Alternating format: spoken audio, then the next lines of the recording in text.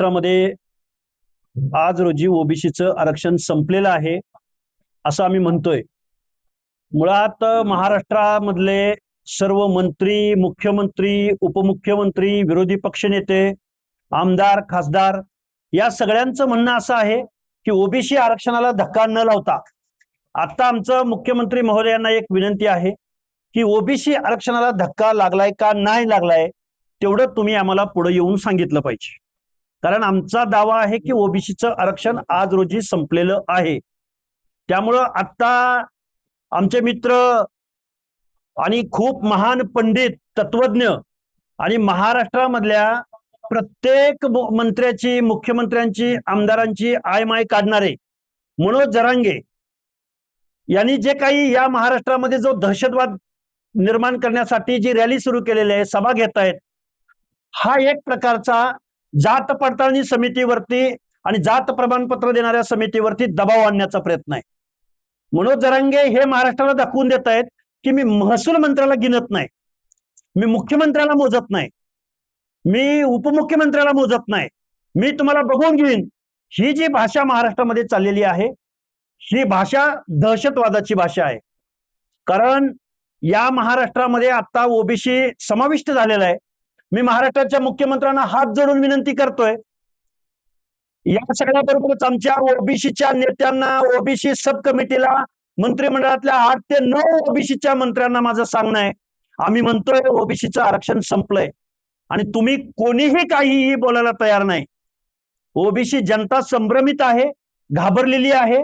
त्याचं कारण असं आहे की आताच्या ज्या काही निवडणुका झाल्या त्या निवडणुकामध्ये ओबीसीच्या जागेवरती शासनकर्ते जमात असलेले मराठे निवडून आले का नाही आणि मग मूळ ओबीसी कुठं गेला याचं उत्तर मुख्यमंत्री महोदयांनी दिलं पाहिजे. मनोज जरांगेंची मागणी तुम्ही पूर्ण करताय.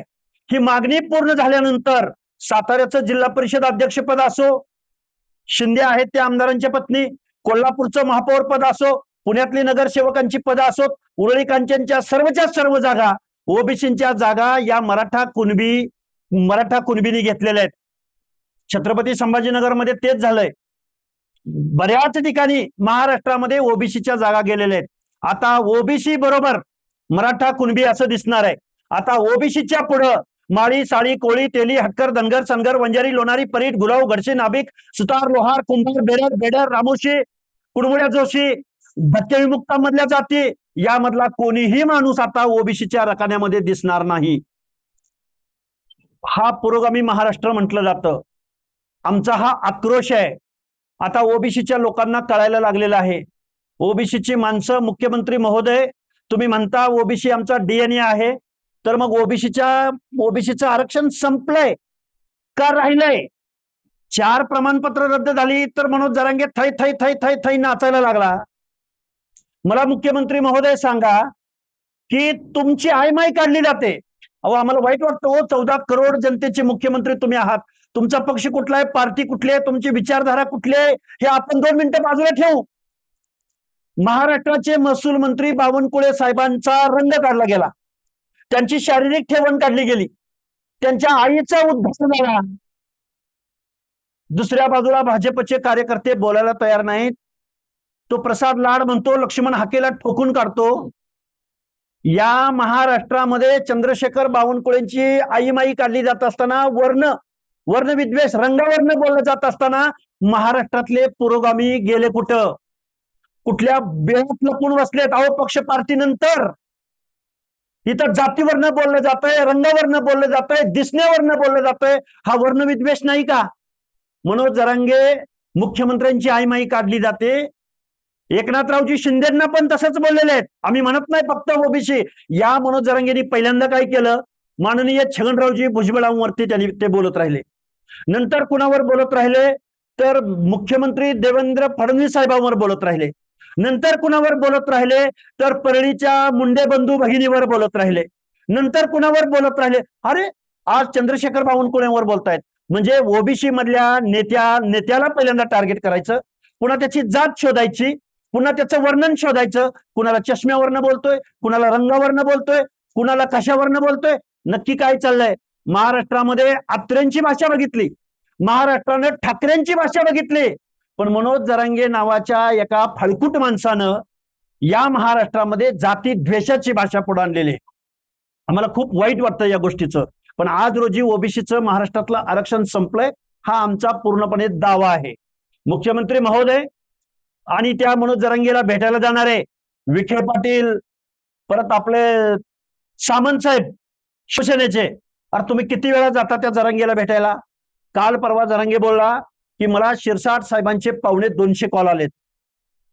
याला म्हणजे मनोज जरांगेच्या मताला 5 अधिकार आहेत आणि ओबीसीच्या मताला 1 अधिकार आहे. म्हणजे तुम्हाला ओबीसीच्या मताची काळजी नाही वाटत?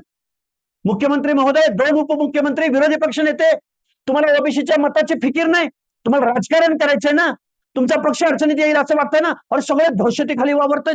एकही माणूस बोलायला तयार नाही. ओबीसीचे नेते बोलायला तयार नाहीत. नक्कीच चाललंय काय या महाराष्ट्रामध्ये? ओबीसी बांधवांची रिॲक्शन ही प्रचंड आहे. मी आज सोलापूरमध्ये आलोय. कुठून माणसं आलेत, कशी आलेत, ही सगळी नगरपालिका मधली माणसं आहेत. वेगवेगळ्या जिल्हा परिषदामध्ये सोलापूरचा जिल्हा परिषद अध्यक्ष केदार म्हणून आहे, त्यांनी ओबीसीच्या जागेवर आता जागा ती खाऊन टाकलेली आहे.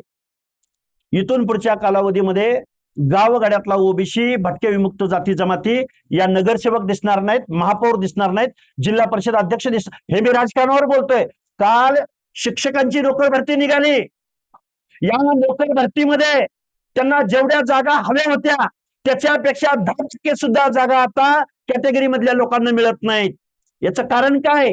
संविधान म्हणतं की शिक्षण आणि नोकरीच्या एंट्री पॉइंटला आरक्षण द्या. तुम्ही कुठला रोस्टर सांगताय?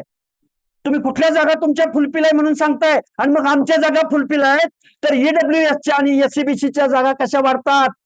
त्यांचे प्रतिनिधी नाहीत का तिथं? हे सगळं महाराष्ट्रामध्ये सामाजिक अन्याय चाललाय. ओबीसीचं आरक्षण संपलंय आणि बोलता बोलता माझ्या आंबेडकरी जनतेला आणि दलित चळवळीमधल्या सर्व पक्षांच्या गटप्रमुखांना माझं सांगणं आहे, आज रोजी ओबीसीचं आरक्षण संपलंय. तुम्ही पुढे आलं पाहिजे. आमची आर्त विनंती आहे, मागच्या चुका ज्या झाल्या त्या झाल्या, पण आज आम्ही जात्यामध्ये आहोत. उद्या एससी एसटी सुपामधून जात्यामध्ये येणार आहे आणि आपलं आरक्षण संपणार आहे. जो प्रसाद लाड नावाचा हरामखोर रिश्वतखोर माणूस जो मांडवली करायला जरांगे पाटलाकडे जातो, त्या प्रसाद लाडच्या कंपनीनं काय ती crystal group of companies 1 lakh रोजगार घेऊन गेलाय हा प्रसाद लाड हरामखोर. त्याच्या कंपनीचा 76% महसूल हा शासन भरतय. त्याला 12% सर्व्हिस टॅक्स दिला जातोय. 1 लाख नोकऱ्या शासनाच्या समाज कल्याण विभागापासून ग्राम विभागापासून ते शिक्षण विभागापर्यंत महाराष्ट्राची सगळ्या नोकऱ्या. आम्ही म्हणतोय यार आमचे डॉक्टर झाले, आमचे इंजिनियर झाले, आमची पोरं अभ्यास करतायत. अरे पण तुम्हाला नोकऱ्या कुठे मिळणार, कधी मिळणार? कारण प्रसाद लाडच्या क्रिस्टल ग्रुप ऑफ कंपनीजनं 1 लाख रोजगार पळवलेत. तिथं आरक्षण पाळलं जातं का मुख्यमंत्री महोदय? माननीय बाळासाहेबजी आंबेडकर, वेगवेगळ्या दलित संघटनांना माझी विनंती आहे, तुम्ही आरक्षणाच्या उपवर्गीकरणावरून या महाराष्ट्रामध्ये 2 समाजामध्ये भांडणं लागलेत. अरे पण तुमच्या नोकऱ्या या प्रसाद लाड हरामखोर माणसाच्या कंपनीने सगळ्या नोकऱ्या वाटलेत. कशासाठी तुम्ही आरक्षणासाठी भांडताय? नक्की महाराष्ट्रामध्ये. आणि हा प्रसाद लाड म्हणतो हाकेला ठोकून काढतो, तू मुख्यमंत्र्यावर बोलून दाखव, तुला ठोकून काढतो. आणि मग